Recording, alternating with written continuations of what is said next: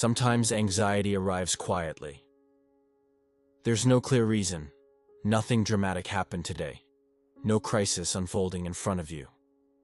And yet, something inside your chest feels unsettled. Your body is still, but your mind keeps moving. Thoughts appear one after another. Questions without immediate answers. Concerns about things that have not even happened yet. You might have asked yourself before, why do I feel like this? That question is more common than you think. Many people of faith experience anxiety at some point in their lives, even people who trust God deeply. Feeling anxious does not mean your faith has disappeared. It simply means you are human. The human mind was designed to protect you. When something feels uncertain or outside your control, your brain tries to anticipate danger. It imagines possible outcomes. It rehearses problems before they happen. It tries to solve the future. But there is something important to remember. The human mind was never meant to carry the weight of controlling everything. When we try to do that, our thoughts become exhausted, our bodies tense up, and our souls grow restless. The Bible shows us that even people close to God felt this inner turmoil. In Psalm 42, David writes, "Why, my soul, are you downcast? Why so disturbed within me?" That question has echoed across centuries because it is deeply human. Sometimes the soul truly feels disturbed, even when we believe, even when we pray. Anxiety does not mean faith has failed. Often it simply means your heart has been carrying too much for too long. And that is exactly why Jesus offered one of the most comforting invitations in Scripture. In Matthew 11:28, he said, "Come to me, all you who are weary and burdened, and I will give you rest." Notice something important about that invitation. Jesus did not say, "Come to me when everything is figured out." He said, "Come to me when you are weary, when you feel overwhelmed, when your soul feels heavy." That means God's rest does not begin after anxiety disappears. It begins right in the middle of it. Maybe your mind is full right now. Maybe there are questions you cannot answer tonight. But in this moment, you do not have to solve everything. Take a slow breath. Your future is not being decided by the thoughts racing through your mind right now. God is still present in your story, even in the parts you do not yet understand. If your soul feels anxious today, perhaps the first step is not finding every answer. Perhaps it is simply remembering that you do not have to carry everything alone. And as you listen to these words, allow your heart to slow down for a moment. God is still holding what you cannot control. And for now, that is enough. Sometimes anxiety comes without a clear reason. But other times, there is a reason. Something in your life is uncertain. Something important feels fragile. Something you care about deeply is not under your control. Maybe it is your health. Maybe it is someone you love. Maybe it is your future, your work, your finances, your family. When anxiety has a reason, it can feel even heavier. Because your mind tells you, this is not just imagination, this is real. And in some ways, that is true. Life does bring real situations, real pressure, real uncertainty. Faith does not deny reality. The Bible never asks you to pretend that difficult things do not exist. But it does teach something deeper. It teaches that even when the situation is real, anxiety does not have to be the voice that leads you. In Philippians 4:6-7, the Apostle Paul wrote, "Do not be anxious about anything, but in every situation, by prayer and petition, with thanksgiving, present your requests to God." Notice something important here. Paul does not say that problems disappear.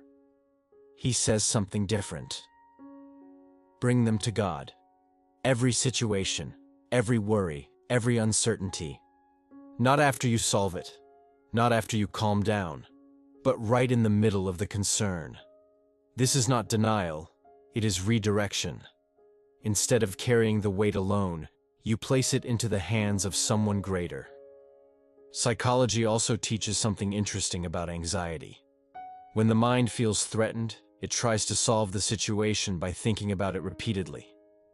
The brain believes that if it thinks about the problem enough times, it will find control. But most of the time, that repetition only increases the tension. The body stays in alert mode. The heart beats faster. Sleep becomes harder. This is why prayer is not just spiritual comfort. It is also a powerful way to interrupt the cycle of anxious thinking. When you pray, you shift your attention. You move your focus away from endless mental loops and toward trust. You remind your mind that you are not alone in this moment. You remind your heart that the outcome of your life does not depend only on your ability to control it. God is involved in your story. Even in the situations that make you nervous, even in the situations that feel uncertain tonight.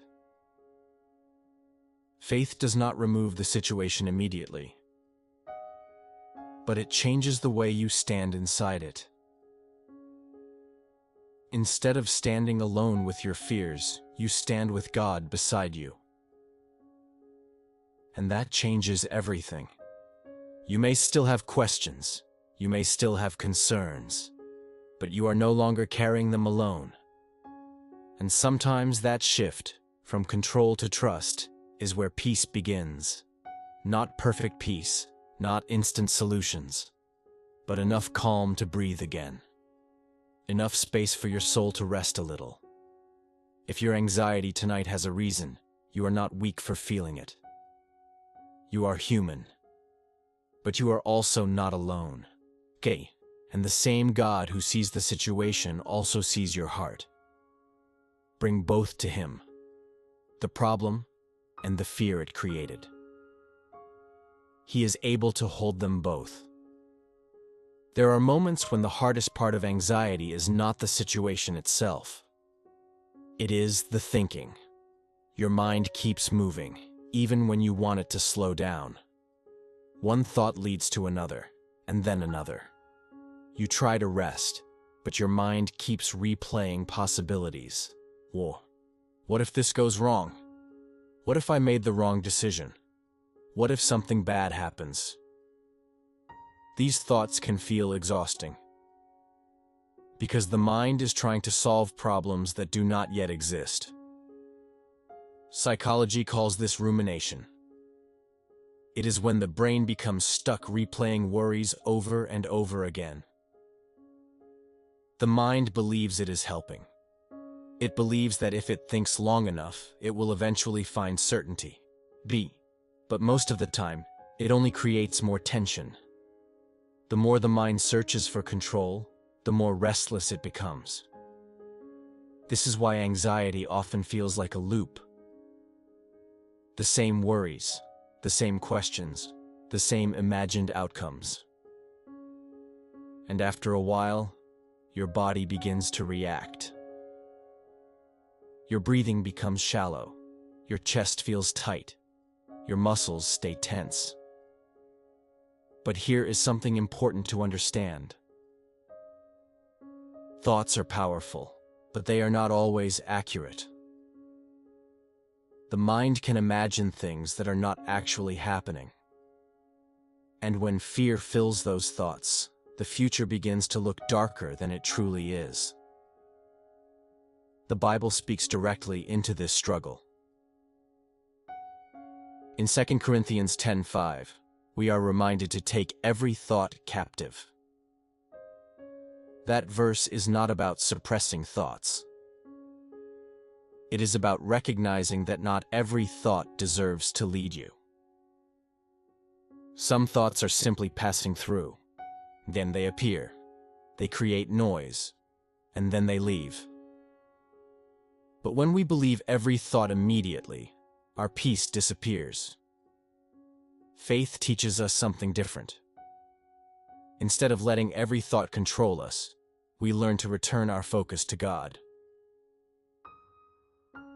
This does not mean the thoughts vanish instantly, but their power begins to weaken, because your mind is no longer alone with them.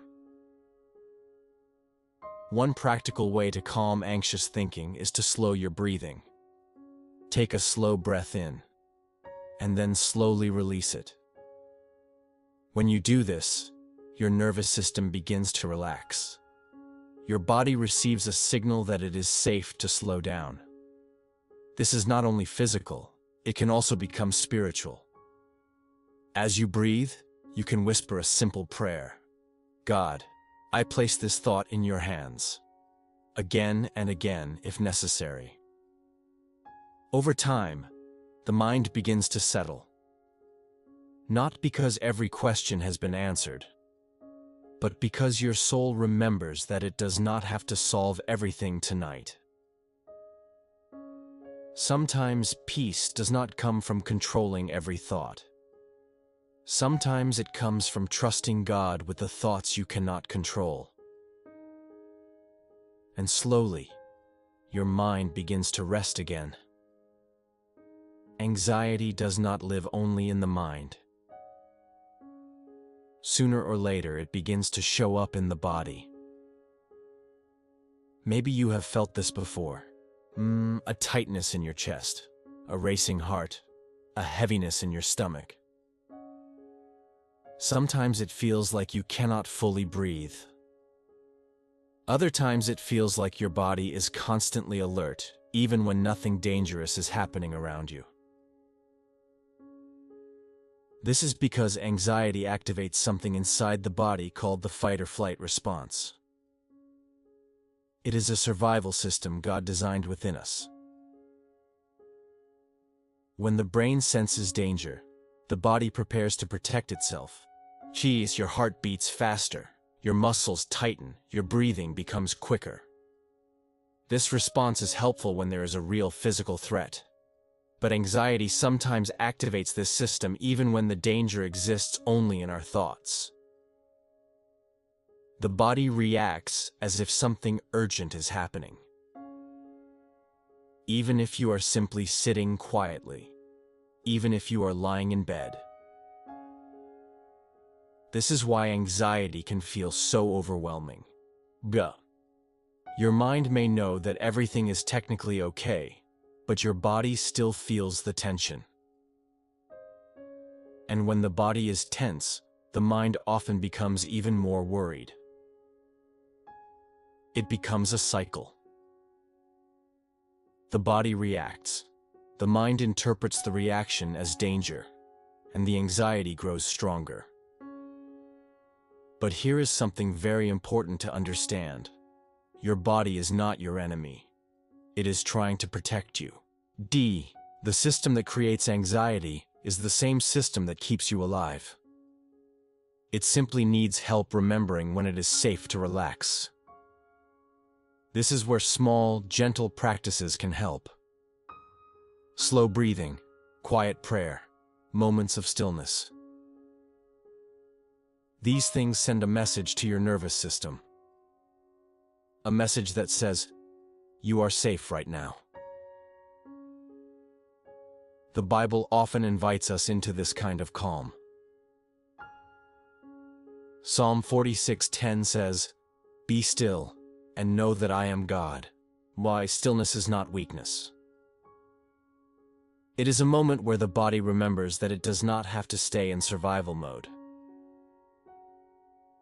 When you pause, breathe slowly, and remember God's presence, your body begins to settle. Your heart slows. Your muscles release tension. Your breathing becomes deeper. Peace does not always arrive instantly, but with time your body begins to trust the calm again. And in that quiet moment, your soul can begin to rest. There is another weight that often comes with anxiety. It is not only the racing thoughts, not only the tension in your chest. Sometimes the heaviest feeling is the sense of being alone. Anxiety has a way of isolating the heart. Even when people are around you, even when life continues moving normally outside, inside, something feels distant. You may smile in conversations. You may continue with your responsibilities. But deep within, your mind is still wrestling with worries that no one else can see. This is one of the quiet struggles of anxiety. It often happens in silence. People rarely see the thoughts that keep returning, the questions that keep circling, the fears that appear late at night or early in the morning. And because those thoughts are invisible, you might begin to feel as if you are carrying them alone. But the truth is, you are not alone in this experience. Across the world, countless hearts have walked through similar seasons. Moments where the mind felt heavy. Moments where the future seemed uncertain. Moments where peace felt distant. Even the Bible contains stories of people who felt this deep inner struggle. Elijah, one of the great prophets, experienced something like this. After a powerful moment in his life, he found himself overwhelmed and exhausted. He withdrew. He felt afraid. He felt alone. At one point, he even said to God, "I have had enough."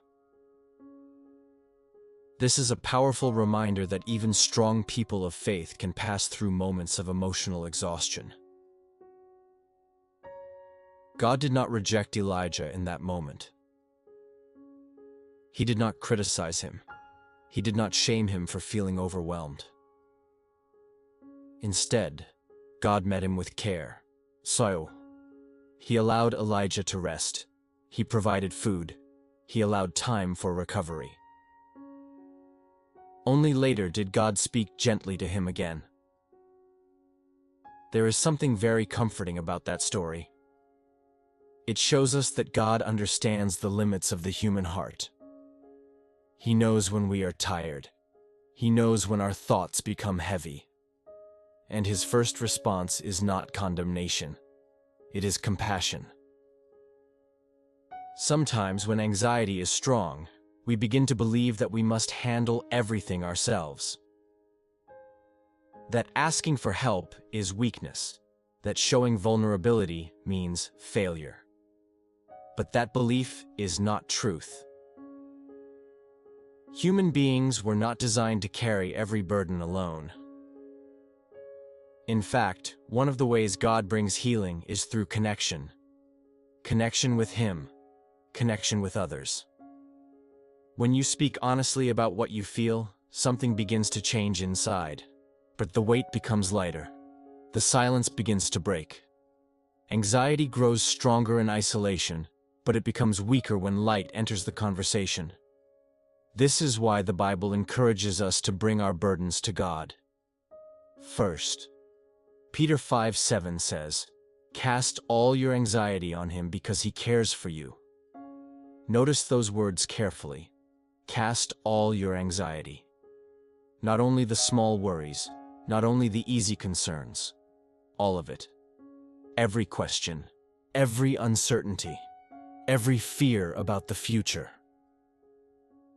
God does not ask you to carry those things until you are strong enough. He invites you to place them in His hands. And sometimes that process happens slowly. You may release one concern today, another tomorrow. Peace often grows gradually, like the sunrise that slowly fills the sky with light. At first, the darkness is still present, but little by little, the horizon begins to change. That is often how the soul recovers from anxiety, not through sudden perfection, but through gentle moments of trust repeated over time. A quiet prayer, a deep breath, a reminder that you are not abandoned. And perhaps the most important truth to remember is this: God is present even in the moments when you feel alone. His presence does not disappear simply because your emotions are heavy. Feelings change. Thoughts move like waves, but God remains steady. He sees your struggle. He understands the questions you carry. And He is patient with your healing. Even tonight, even in this moment, you are not facing your worries by yourself. God is closer than you think. And slowly, gently, He is guiding your soul back toward rest. One of the most difficult moments during anxiety is when God seems quiet. You pray, you ask for help, you search for peace. But sometimes the answers do not come immediately. And in that silence, the mind begins to ask questions. Is God hearing me? Why does this still feel so heavy? Did I do something wrong? These questions are deeply human. Many faithful people throughout history have asked the same things. Even in the Bible, we see moments like this. In Psalm 13, David cried out to God and said, "How long, Lord? Will you forget me forever? How long will you hide your face from me?" Those words were not spoken by someone who lacked faith. They were spoken by someone who trusted God deeply but was walking through a painful season. This is important to understand. Feeling that God is silent does not mean He is absent. Silence is not the same as abandonment. Sometimes silence is simply the space where deeper trust begins to grow. Think about a child learning to walk. A loving parent does not carry the child forever. At some point, the parent steps back slightly so the child can take a few steps on their own. But the parent is still watching, still ready to catch them if they fall. God often works in a similar way with our faith. There are seasons when His guidance feels clear and immediate. And there are seasons when His presence feels quieter. But quieter does not mean distant. In fact, some of the deepest spiritual growth happens in those quiet seasons. Psychology also shows that uncertainty is one of the biggest triggers for anxiety. When the mind cannot see the outcome of a situation, it tries to create answers on its own. Sometimes those imagined answers are far darker than reality. This is why silence can feel frightening. The mind fills the quiet with its own fears. But faith invites us to interpret silence differently. Instead of assuming absence, we learn to trust presence. God's presence is not limited to moments when we feel emotional comfort. It is steady. Even when your emotions move like waves. Even when your mind feels restless. In Isaiah 41:10, God speaks these words, "Do not fear, for I am with you." Notice something about that promise. God does not say, "Do not fear because everything will be easy." He says, "Do not fear because I am with you." The promise is not the absence of difficulty. The promise is the presence of God in the middle of it. And sometimes the peace we are searching for does not come from immediate answers. It comes from remembering that God is still walking beside us, even when the path ahead is unclear. If God feels silent in your life right now, that does not mean your prayers are being ignored. It may simply mean that your story is still unfolding. And even in the quiet moments, God is still working in ways your eyes cannot yet see. There is another reason anxiety can feel so overwhelming. It is not only the thoughts, not only the uncertainty. Sometimes the deepest weight comes from the belief that you must control everything. Control feels safe. If you can predict the future, if you can plan every outcome, if you can avoid every mistake, then maybe nothing will go wrong. At least that is what the anxious mind hopes. But life does not work that way. No human being was ever given the ability to control every outcome. not your health completely, not the choices of other people, not the future. And when the mind tries to carry that impossible responsibility, it becomes exhausted. Then, anxiety grows when we confuse responsibility with control. Responsibility means doing what is wise today. Control means trying to guarantee tomorrow. Those are very different things. You are responsible for your choices, but you were never meant to control the entire story. This is where faith begins to change the way we live. Faith does not mean ignoring problems. It means releasing the illusion of total control. See here, Proverbs 3:5-6 expresses this beautifully. Trust in the Lord with all your heart and lean not on your own understanding. That verse does not say stop thinking. It says do not lean only on your own understanding. Because the human mind can only see a small part of the story. God sees the whole picture. He sees tomorrow. He sees outcomes we cannot imagine. He sees paths we have not even noticed yet.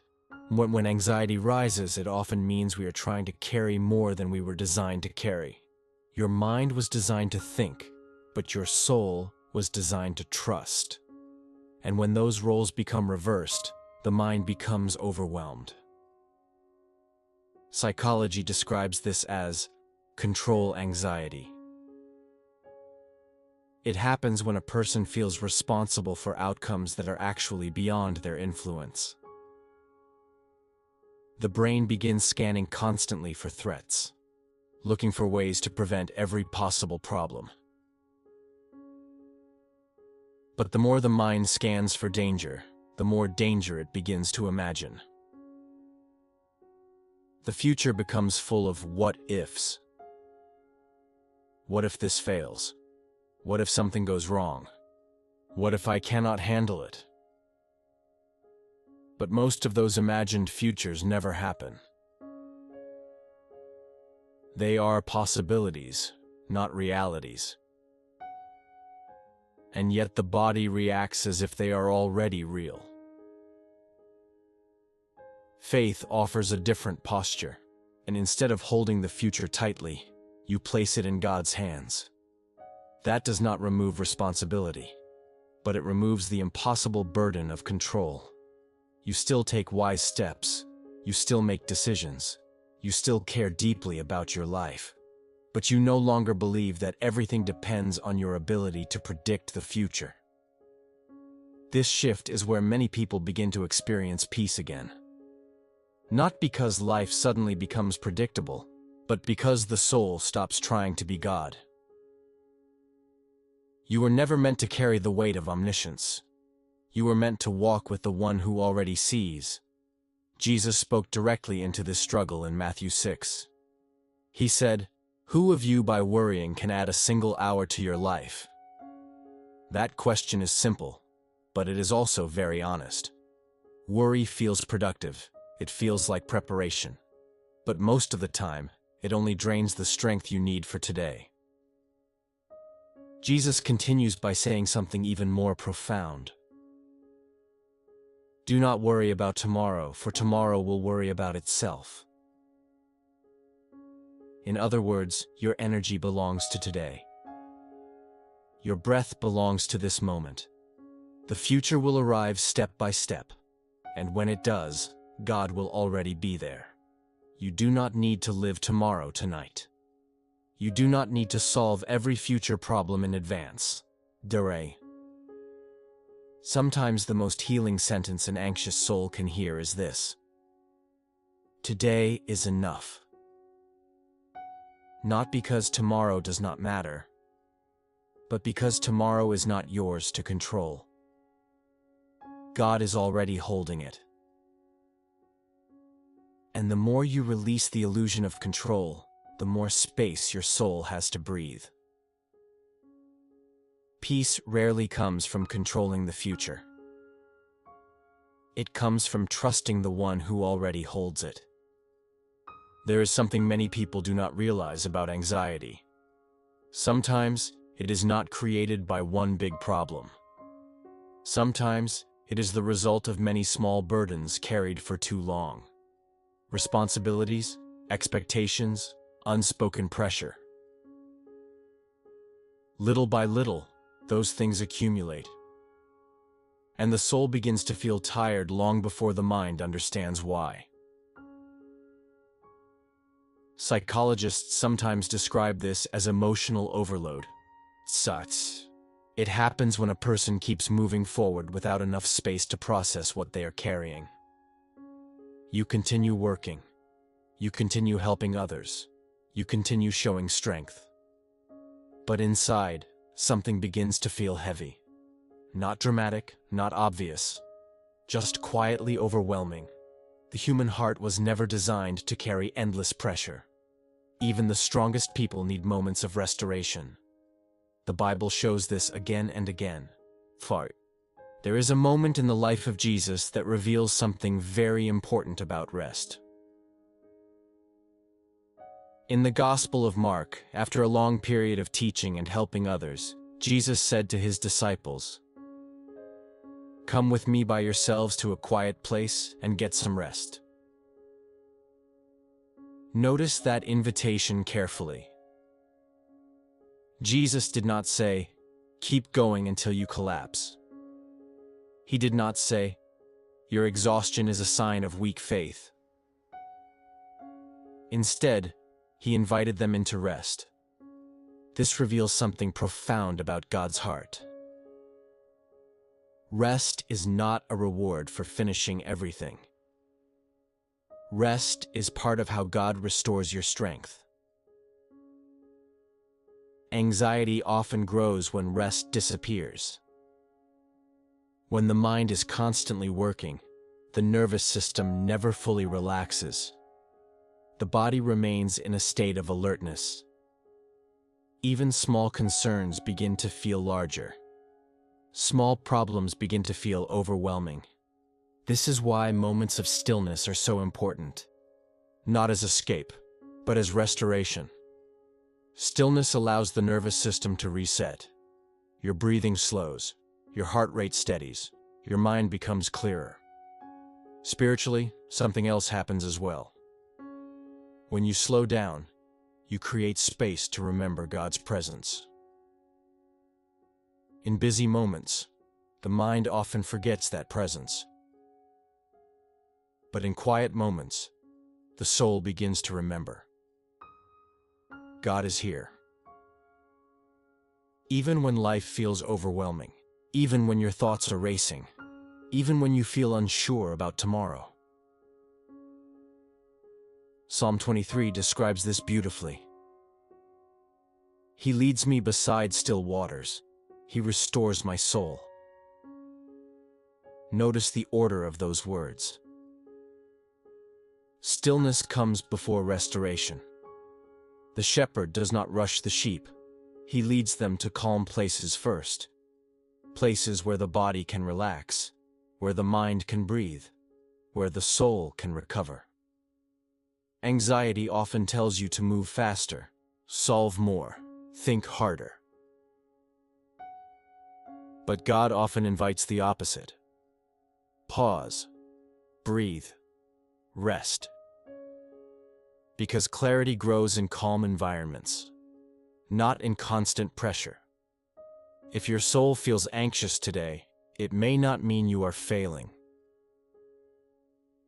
It may simply mean you have been carrying too much without rest. And the most loving step you can take right now might not be solving everything. It might be allowing your soul to slow down. A deep breath.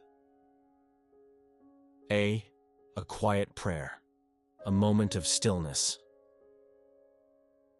These small acts are not weakness. They are how healing begins. And slowly, as the mind becomes quieter, the soul begins to remember something important. You are not alone in this moment. God is not waiting for you to become stronger. He is walking with you even while you recover. One of the most powerful things anxiety does is change the way you imagine the future. When anxiety is strong, the future rarely looks hopeful. Instead, the mind begins to predict problems. What if something goes wrong? What if this situation gets worse? What if I am not able to handle what comes next? These questions can feel very real. But it is important to understand something about the anxious mind. Anxiety does not predict the future. It only predicts fear. When the brain feels uncertain, it automatically scans for danger. From an evolutionary perspective, this system was designed to protect you. If early humans ignored danger, they would not survive. So the brain learned to imagine threats quickly. The problem is that the same system still operates today. Even when the threat is not physical. Even when the situation is simply uncertain. Your mind begins to imagine worst-case scenarios. Not because they are certain, but because the brain wants to feel prepared. Psychologists call this catastrophic thinking. It is when the mind jumps from uncertainty to the worst possible outcome. A small concern becomes a disaster in the imagination. A simple question becomes a life-altering fear. And when this pattern repeats often enough, the future begins to feel frightening. But here is something deeply important to remember. The future your mind imagines is not the future God is writing. Those are two very different things. Your mind imagines possibilities. God works with purpose. Your mind sees limited options. God sees the entire path. Isaiah 55:8 reminds us of this difference. For my thoughts are not your thoughts, neither are your ways my ways, declares the Lord. That verse is not meant to discourage us. It is meant to comfort us. Because it reminds us that our limited perspective is not the final authority over our lives. When anxiety imagines the future, it often forgets something very important. God has been faithful before. There were moments in your past when you did not know how things would unfold. Situations that felt uncertain. Moments that felt overwhelming. And yet, somehow, you are still here. Life continued. Strength appeared. Solutions emerged. Not always in the way you expected, but often in ways you could not have predicted. So, that is one of the quiet ways God works in our lives. He often prepares help before we even realize we need it. But anxiety focuses only on imagined loss. Faith remembers past faithfulness. Psalm 77 shows this beautifully. The writer begins by describing deep distress. But then something changes. He begins remembering the works of God in the past. And as he remembers, his perspective begins to shift. This is a powerful psychological and spiritual principle. When the mind is trapped in anxious predictions, remembering past faithfulness can interrupt that pattern. It reminds your heart that uncertainty does not mean abandonment. It reminds your mind that fear does not always tell the truth. And slowly, the future begins to look different again. Not perfectly clear. But not entirely dark either. Bright. Sometimes peace begins with a simple reminder. If God has carried you this far, He will not abandon you in what comes next. The future may still contain unknowns. But unknown does not mean unsafe. Because the same God who walked with you yesterday is already present in your tomorrow. There is a moment in the day when anxiety often becomes louder. It is not always during the busiest hours. E.t. Sometimes it arrives when everything finally becomes quiet. Late at night. The lights are off, The day is over. Your body is tired. But your mind does not stop moving. Thoughts begin to appear one after another. Things you said earlier. Things you wish you had done differently. Questions about tomorrow. Concerns about the future. It can feel like your mind suddenly wakes up exactly when you want it to rest. And many people wonder the same question. Why does my mind think so much at night? There is actually a reason for this. During the day, your attention is occupied. You are working, talking, solving problems, moving from one task to another. Your brain is constantly receiving information. But when night arrives, all of that stimulation disappears. The environment becomes quiet. Your body slows down, and suddenly, the mind has space. Space it did not have before. Psychologists call this the rebound effect of suppressed thoughts. During the day, many thoughts are pushed aside because there is no time to process them. But at night, the mind finally tries to sort through everything.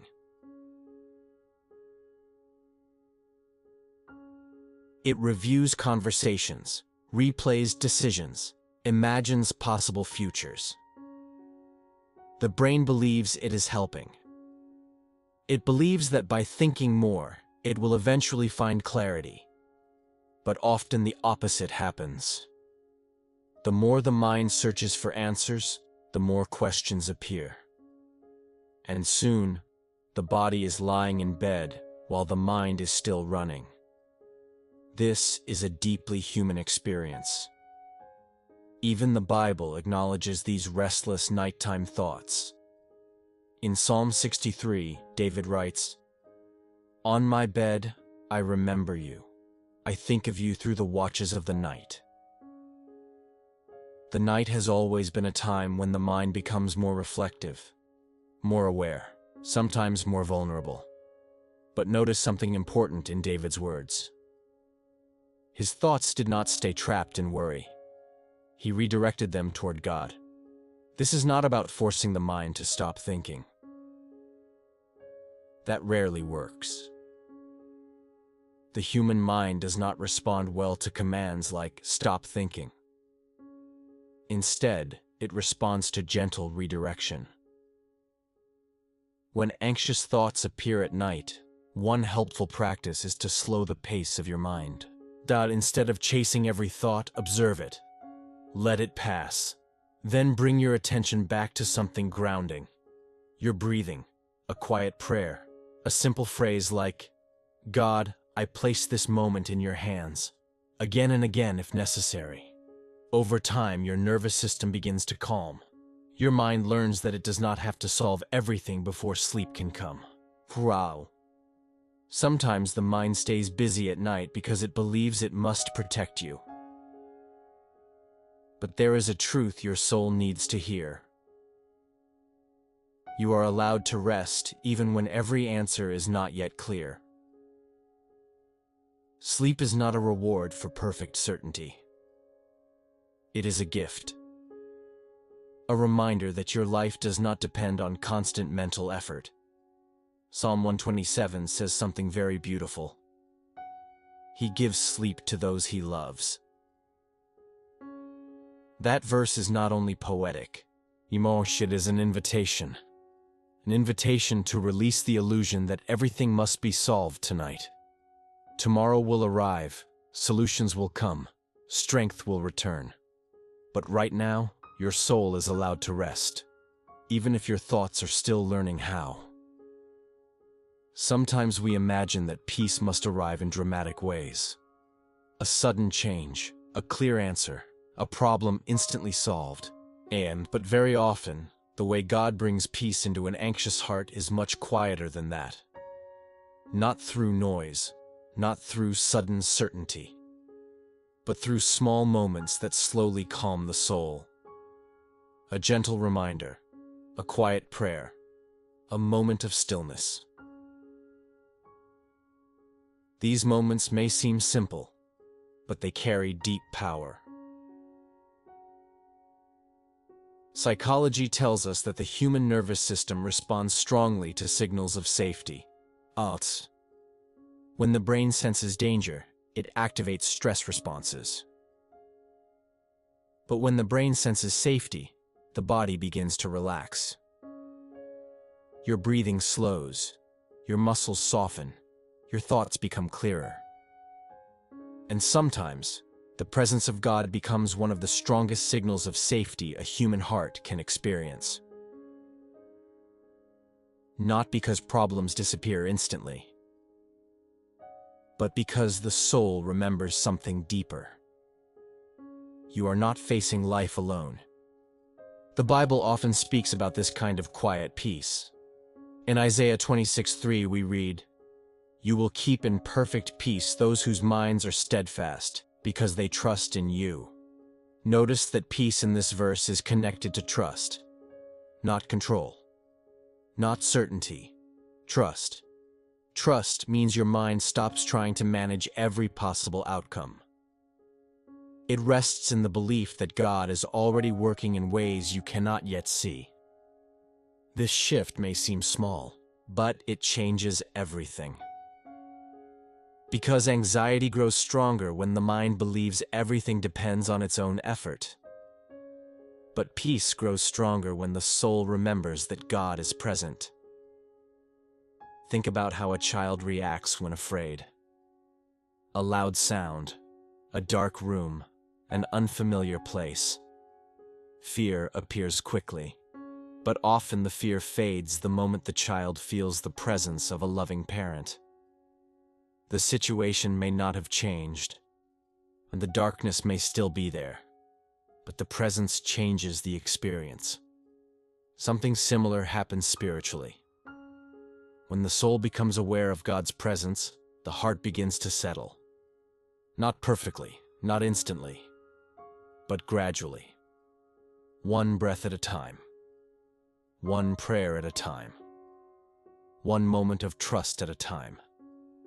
Peace is rarely something we force. It is something we receive.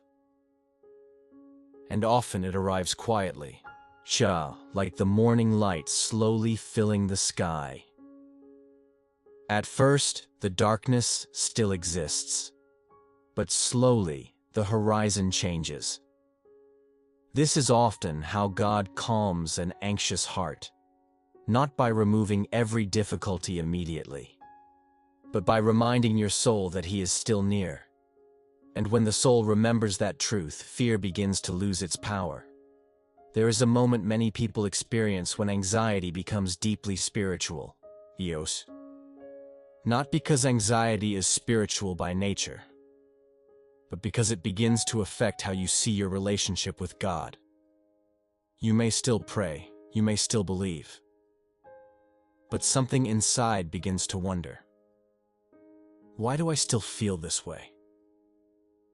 If God is with me, why does my heart still feel so restless? This question has visited many sincere believers. And sometimes quietly, another thought appears. Maybe my faith is not strong enough. Maybe I am doing something wrong. Maybe God is disappointed in me. These thoughts can become heavy, because now anxiety is no longer just emotional. It begins to feel like a spiritual failure. But this belief is not true. Anxiety does not mean your faith is broken.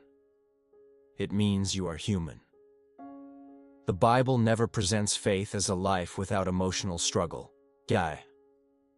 In fact, many of the people closest to God experienced moments of deep distress.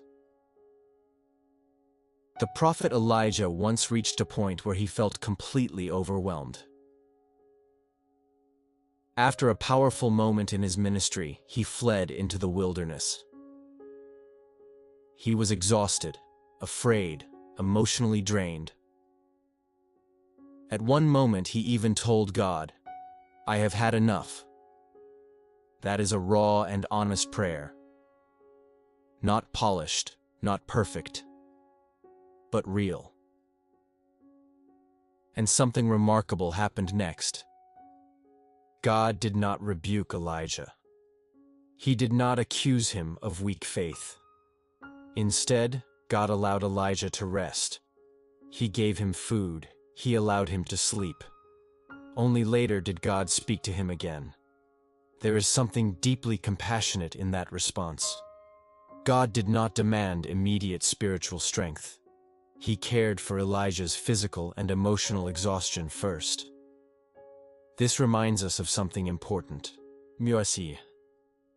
Sometimes anxiety is not a sign that your faith is weak. Sometimes it is simply a sign that your mind and body are tired. Psychology confirms something similar. When a person experiences prolonged stress, the nervous system becomes overloaded. The brain remains alert, even when the danger has passed. Sleep becomes harder, thoughts become repetitive, emotions feel heavier. This does not mean the person lacks character, but it means their system has been carrying too much. And the same can happen spiritually. You may still believe in God. You may still trust His promises. But your heart may be tired. Faith does not erase human limits. Even Jesus acknowledged this reality. In the Garden of Gethsemane, He told His disciples, "The spirit is willing, but the flesh is weak." That sentence is one of the most honest descriptions of the human condition. Swaram. Your spirit may desire peace. Your heart may want to trust. But your body and mind may still be struggling. This does not make you a failure. It makes you human. And God understands that. The same God who created your spirit also created your nervous system. He knows your emotional limits. He knows the weight you carry. And His response is not rejection. It is compassion.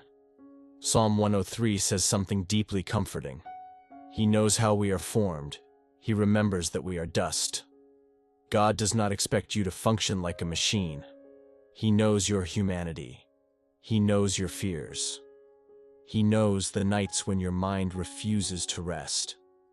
And still, His presence remains. If anxiety has made you feel spiritually distant lately, remember this. Distance in emotion is not the same as distance in reality. Your feelings may fluctuate, but God's presence does not. Even when your mind is restless, even when your heart feels heavy, even when your prayers feel quiet, God is still near. Yai. One of the hardest questions an anxious heart can ask is this. If God loves me, why does He allow me to feel this way? It is an honest question. A question that many believers have asked quietly, sometimes late at night, sometimes in prayer, sometimes in moments when the soul feels tired. Why would a loving God allow seasons of anxiety? The Bible does not ignore that question. In fact, Scripture shows that many faithful people passed through seasons of emotional struggle. David experienced deep distress. Jeremiah spoke openly about sorrow. Elijah collapsed in exhaustion. And even Jesus experienced intense emotional anguish in the Garden of Gethsemane. This tells us something important. Faith does not remove the complexity of human emotions. Instead, faith invites God into the middle of them. But there is something deeper we begin to see when we look closely at Scripture. Often, the seasons that feel most confusing are also the seasons when God is shaping something inside us. Not punishing, not abandoning, shaping. The Apostle Paul once wrote words that many anxious hearts find surprising. Exhaustion. In 2 Corinthians 12, he described a personal struggle he called a thorn in the flesh. We do not know exactly what that struggle was, but we know something about Paul's response. He prayed for God to remove it, more than once. But the answer he received was unexpected. God said, "My grace is sufficient for you, for my power is made perfect in weakness." This does not mean God enjoys human suffering, but it does reveal something profound. One, sometimes God allows certain struggles to remain because something deeper is being formed. Resilience, humility, compassion, dependence on Him. Psychology recognizes something similar. Many people grow emotionally stronger after walking through seasons of difficulty, not because the difficulty itself is good, but because the human mind learns new ways to cope, adapt, and trust. In psychology, this is sometimes called post-traumatic growth, the experience of becoming stronger after passing through hardship. Faith describes something similar in spiritual terms. James 1 says, "Consider it pure joy when you face trials of many kinds, because the testing of your faith produces perseverance." That verse does not say trials are pleasant. It says they produce something. Perseverance, depth, maturity. Anxiety, when held within God's presence, can sometimes become a place where the soul learns deeper trust. Not because anxiety is good, but because God is able to bring growth even from difficult seasons. Think of a tree growing in strong wind. At first, the wind seems destructive. Branches move violently, the trunk bends. But over time, something interesting happens. The roots grow deeper.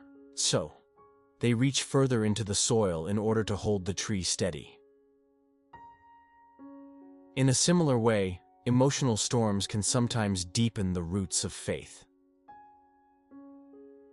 A person who has walked through anxiety often develops something powerful: empathy, understanding, a deeper awareness of how fragile and precious the human heart is, and often a deeper relationship with God. Because in those moments, prayer becomes honest. Not polished, not formal, but real. Cheers. And God meets us in that honesty. If you are walking through a season of anxiety right now, it does not mean God has forgotten you.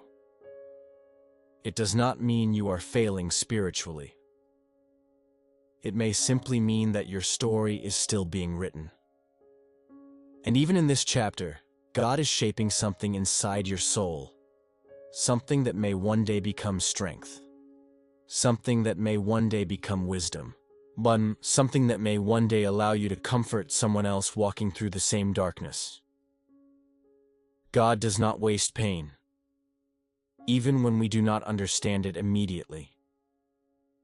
When anxiety stays for a long time, it can begin to create a quiet question inside the heart. Is God really helping me? You may still pray. You may still believe. But because peace has not fully arrived yet, it can feel as if nothing is changing. And sometimes the most difficult part of anxiety is not the feeling itself. It is the impression that God might not be doing anything. But the truth is often very different. God's work in the human heart is rarely loud. Most of the time, it is quiet, subtle, almost invisible at first, like seeds growing under the soil. You cannot see them immediately, but something real is happening. There are actually many small signs that God is caring for your anxious heart, even when you cannot clearly see it. The first sign is that you are still seeking Him.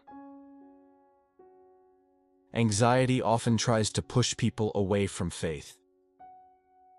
It can create frustration, doubt, exhaustion. Yet here you are, still listening, still searching, still hoping.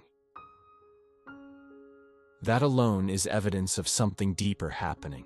Shars in Jeremiah 29:13, God says, "You will seek me and find me when you seek me with all your heart." The very desire to seek God is often a sign that He is already working within you. The second quiet sign is awareness.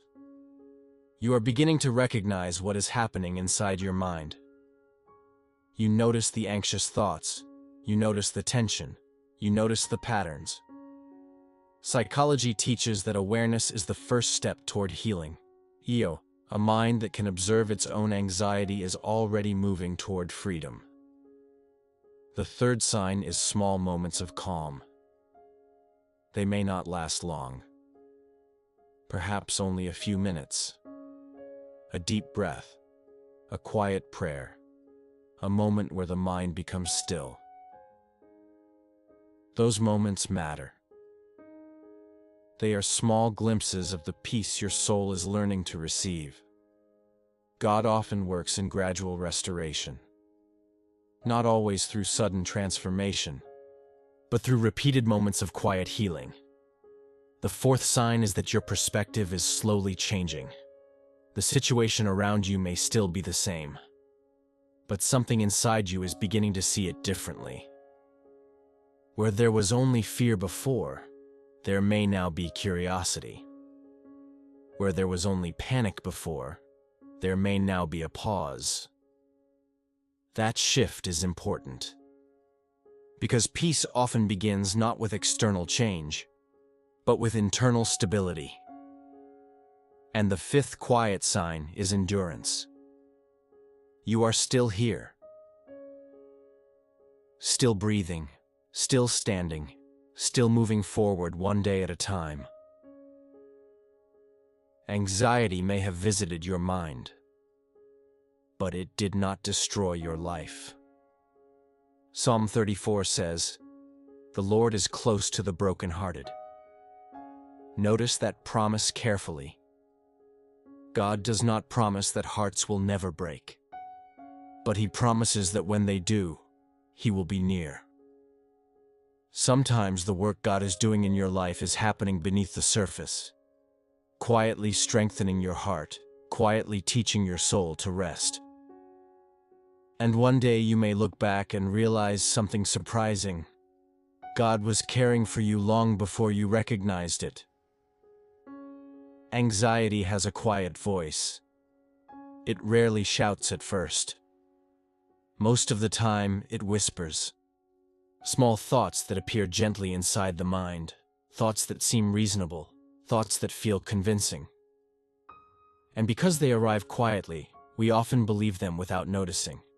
The mind begins to build entire stories around them, stories about the future, stories about failure, stories about things that might go wrong. But something important must be remembered. Not every thought that appears in your mind is telling the truth. Don't.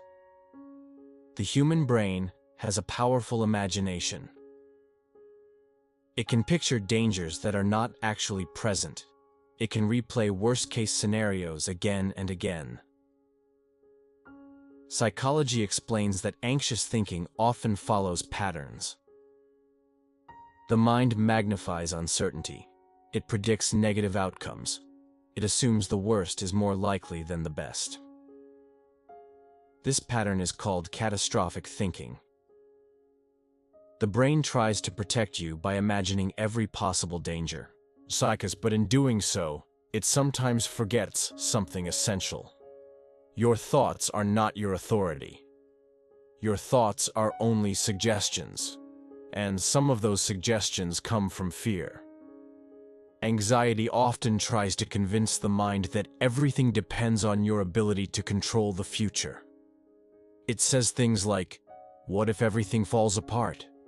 What if you are not strong enough? What if things never get better? These thoughts can feel heavy, not because they are true, but because the mind repeats them so often that they begin to feel real. But Scripture invites us to see something differently. In Romans 12, we are reminded, "Be transformed by the renewing of your mind." Renewing the mind does not mean pretending anxiety does not exist. It means remembering a deeper truth when fear begins to speak. Anxiety may say that the future is uncertain, but God reminds you that He already walks ahead of you. Anxiety may whisper that you are not strong enough, but God says in Isaiah 41:10, "Do not fear, for I am with you." Anxiety may tell you that everything depends on your ability to manage life perfectly. But the Bible gently reminds us that God is still guiding the story. Your life is not being written only by your thoughts. It is being shaped by the faithfulness of God. When anxious thoughts appear, you do not have to fight them aggressively. Often the gentlest response is simply to notice them and return your focus to truth. A quiet prayer, a slow breath, a reminder of God's presence. Thoughts may continue to pass through your mind, but they do not have to decide your direction. Over time, the mind begins to learn something new. Fear may still speak, but it is no longer the voice you follow. Truth becomes stronger. Trust becomes steadier. And slowly, your heart begins to feel lighter. There is a quiet moment that many anxious hearts know well. It often comes at the end of the day, when the world finally becomes quieter, when responsibilities slow down, when the body begins to feel tired. And yet, the mind refuses to rest. Night can be a strange time for the human soul. During the day, your attention is pulled in many directions. Work, conversations, decisions, movement.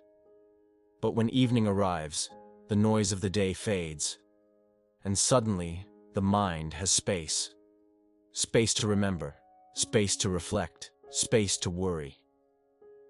Many people notice that their anxiety feels stronger at night. This is not a sign of weakness. It is simply how the human mind works. Psychologists explain that when the brain becomes tired, its ability to regulate emotions becomes weaker. The same thoughts that felt manageable earlier in the day can suddenly feel overwhelming. Concerns about tomorrow, memories of past mistakes, questions without answers. The mind begins to wander through all of them. But there is something important to remember in those moments. You are not required to solve your entire life tonight. The mind often believes that rest must come after every problem is solved. But that is not how peace works. Peace is not the reward for perfect control. Peace is the result of surrender. The Bible offers a gentle invitation in moments like these. In Psalm 4:8 we read, "In peace I will lie down and sleep, for you alone, Lord, make me dwell in safety." Notice something beautiful about that verse. The psalm does not say that every problem has disappeared. It says something deeper. Safety is found in God's presence. When the soul remembers that truth, the body can begin to relax. Your breathing slows, your muscles release tension, your thoughts gradually soften. Not because life is suddenly perfect, but because your heart remembers that God is still watching over you. Sometimes the most spiritual thing you can do at night is simply allow yourself to rest, to place unfinished questions in God's hands, to release the pressure to control tomorrow. Jesus once said in Matthew 6, "Do not worry about tomorrow, for tomorrow will worry about itself." And that does not mean tomorrow has no challenges. It means tomorrow will bring its own grace. Tonight is not meant for solving everything. Tonight is meant for rest. 2. Even if your mind still feels busy, your soul can begin to slow down. Take a slow breath. Release the weight you have been carrying. God is still holding your life. And for this moment, that is enough. There are moments when anxiety feels exhausting. Not just uncomfortable, not just stressful, but deeply tiring. You may have tried many things already. You have prayed, you have reflected, you have tried to calm your thoughts. And yet, sometimes the same feelings return. The same tension in your chest, the same restless thoughts, the same quiet worry about the future. After a while, the hardest part is not the anxiety itself. It is the feeling of being tired of fighting it. You may wonder, why does this keep coming back? Will I always feel this way? Am I doing something wrong? These questions can feel heavy. But there is something important to understand. Healing rarely moves in a straight line. Psychologists often describe emotional healing as a process that moves in waves. There are days when the mind feels lighter, days when peace feels closer, and then there are days when the anxiety returns again. This does not mean you have gone backwards. It means your mind is still learning. The nervous system needs time to relearn safety, and it needs repeated experiences of calm before it fully trusts that the danger has passed. And the same principle appears in the spiritual life. Faith also grows through repeated moments of trust, not through one perfect moment, but through many small decisions to return to God. Again, and again, and again. The Psalms often reflect this rhythm. David did not write only one prayer of distress. He wrote many. Because the human heart often needs to bring the same concerns to God more than once. Psalm 62 says, "Pour out your hearts to Him, for God is our refuge." Notice those words carefully. Pour out your hearts. Not once, not perfectly, but honestly. Each time anxiety returns, you are invited to bring it back to God. Not because God has forgotten your prayer, but because the human heart heals through repetition, through trust practiced again and again. If your soul feels tired of fighting anxiety, there is something gentle to remember. You do not have to fight every thought. Sometimes the path to peace is not constant struggle. Sometimes it is surrender. Placing the weight back into God's hands. Allowing your soul to rest even while healing is still unfolding. Progress is often quieter than we expect. It may not look dramatic, but every moment you return to trust, your heart is learning something new. You are learning that anxiety may visit, but it does not have to stay forever. After a long season of anxiety, many hearts begin to feel something deeper than fear. They feel tired. Not just physically tired, but emotionally tired. Spiritually tired. The constant tension, the constant thinking, the constant attempt to stay strong, all of it slowly drains the soul. And in those moments, people often wonder if they will ever feel like themselves again. But something important must be remembered. God does not rebuild the human heart through pressure. He rebuilds it through gentleness, through patience, through quiet restoration. The Bible contains a beautiful image of this process.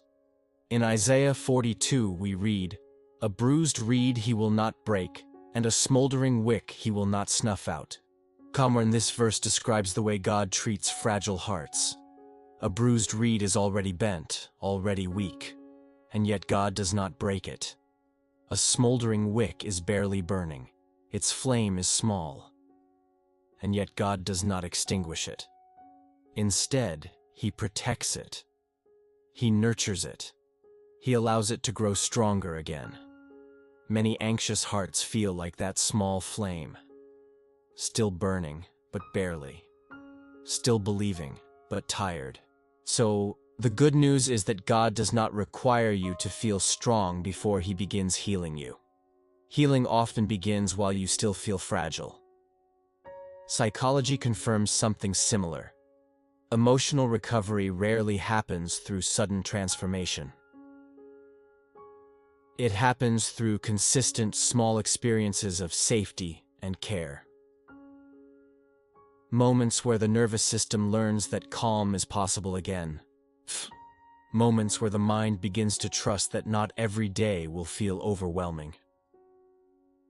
This is why gentle rhythms are so important during anxiety recovery.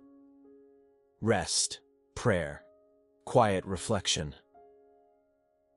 Simple moments where the soul is reminded that life does not have to move at the speed of fear. God often works through these quiet rhythms, slowly restoring what anxiety has exhausted. The heart begins to breathe again. The mind begins to soften. Hope begins to return in small ways. Not as loud excitement, but as quiet strength. Sometimes the most beautiful part of healing is that you do not notice it immediately. Day by day, the tension becomes lighter. The thoughts become calmer. The heart becomes steadier. And one day you realize something surprising. The storm that once felt overwhelming no longer defines your life. Not because the past disappeared, but because your soul grew stronger than the storm. God is patient with that process.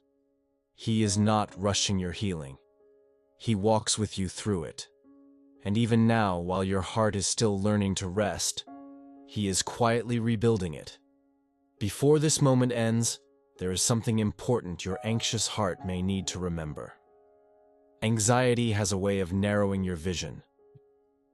When the mind feels overwhelmed, it begins to focus only on what feels uncertain.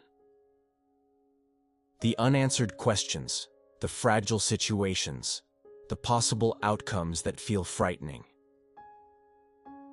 Little by little, the mind begins to believe that these concerns are the entire story. But they are not. They are only one part of the story. Your life is larger than this moment of anxiety. Your story is larger than the thoughts that trouble you tonight. And the God who walks with you is larger than the fears your mind imagines. Sometimes the most powerful shift for an anxious heart is simply remembering what is still true. God has not left you. Even when your emotions fluctuate, even when your thoughts become restless, His presence is not measured by how calm you feel. It is measured by His faithfulness. And His faithfulness does not change. In Lamentations 3, we read these words, "The steadfast love of the Lord never ceases. His mercies never come to an end. They are new every morning." Those words were written during a time of deep sorrow. They were not spoken from a place of perfect comfort. They were spoken in the middle of struggle. And yet the writer still remembered something essential. God's mercy continues.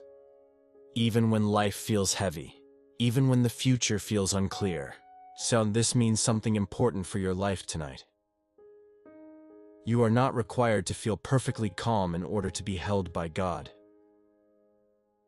You are not required to understand everything in order to be guided by Him. God's care for you does not depend on the absence of anxiety.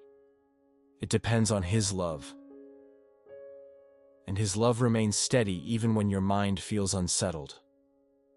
Right now, wherever you are listening from, you may still have questions. You may still have concerns. You may still feel tension in your thoughts. But none of those things remove God's presence from your life. Your anxious thoughts do not have the authority to define your future. God does. And the story He is writing in your life is not finished yet. Tonight may still hold uncertainty. But it also holds something else. Grace, quiet strength, and the steady presence of a God who continues walking beside you. As this moment comes to an end, take a slow breath. Your mind may still carry questions. Your heart may still feel tired. And that is okay. Healing rarely happens all at once. Peace often grows slowly, like the first light of morning appearing quietly on the horizon. Little by little, the darkness begins to soften. If your soul has been anxious lately, remember something gentle tonight. You are not broken. You are human. Your mind has been trying to protect you. Your heart has been carrying weight. And yet, even in the middle of this struggle, you are still here. Still breathing, still listening, still seeking peace. That is not weakness. That is quiet strength. The Bible reminds us in Psalm 121, "The Lord watches over you. The Lord is your shade at your right hand." This means something deeply comforting. Even in moments when your mind feels restless, God is still watching over your life. He sees the worries you carry. He understands the questions in your heart. And His care for you does not disappear during anxious seasons. Before you continue with the rest of your day, or before you close your eyes tonight, let us pause for a quiet prayer. God, you see every heart listening to these words. You see the worries that live quietly inside them. You see the thoughts that return late at night. Bring calm to the minds that feel overwhelmed. Bring rest to the souls that feel tired. Remind each person listening that they are not alone. That your presence is near, even in moments of uncertainty. And that your peace can slowly restore what anxiety has worn down. Amen.